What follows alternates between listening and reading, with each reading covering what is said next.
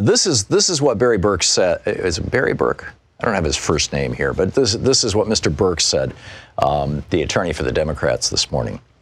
And I'm only going to share with you 4 or 5 paragraphs because it's just like, this is like the most succinct part. He said, the reason we have not heard from all, he points out that the Republicans are saying, this is unfair. We can't go ahead. We can't take a vote. We can't decide on this because we haven't heard from the actual fact witnesses, the people who are right there at the middle of things. We haven't seen the documents. So how can we go ahead? So this is Berke's response. He says, the reason we've not heard from all witnesses or documents is because President Trump himself has obstructed this investigation. He's directed his most senior aides who were involved in some of these events not to come testify, to defy subpoenas. He has told every one of his agencies with records that could bag relevant that could be relevant not to produce those records to us to try to obstruct our investigation. Now, this is evidence that President Trump is replaying the playbook used in the prior Department of Justice investigation. That would be the Mueller investigation. In that investigation, he directed his White House counsel to create a false, phony record and document and lie, denying that President Trump had told him to fire the special counsel. He did many other things to try to interfere with that investigation. He attacked the investigators and the witnesses and called them horrible names, just as he has done here. Now, this is Mr. Berke laying out basically obstruction of Congress or obstruction of justice.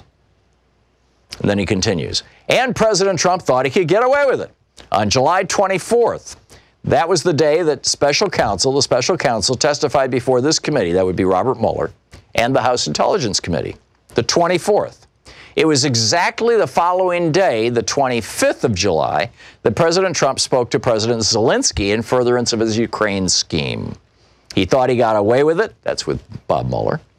And he thought he could use his powers to interfere with that investigation so he could do what he wanted. He could act like he was above the law. And if he got caught, he would again use his power to try to obstruct the investigation and prevent the facts from coming out. And that's exactly what he did.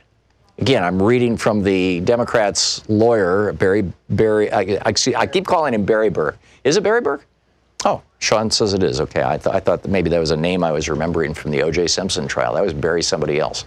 In any case, okay. That was Barry Scheck. Thank you. Yeah, Barry Berke. So anyhow, he's just laying this out. He says he could act like he was above the law, and if he got caught, he would use his powers to try to obstruct the investigation and prevent the facts from coming, and that's exactly what he did.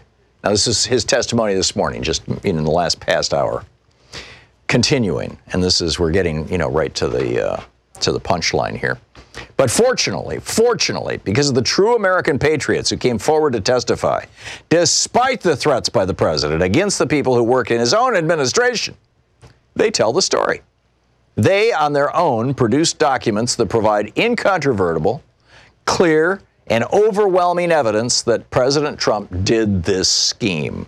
He put his political re-election interests over the nation's national security and the integrity of its elections. And then he talks about, why this is of consequence. The reason why the Russia investigation playbook has failed Trump this time is that there is direct evidence of the president's scheme. Witnesses have come forward, and there is an easy story to tell. Donald Trump abused his power to pressure a foreign country to interfere on his behalf in the 2020 election, and that's why he deserves to be impeached.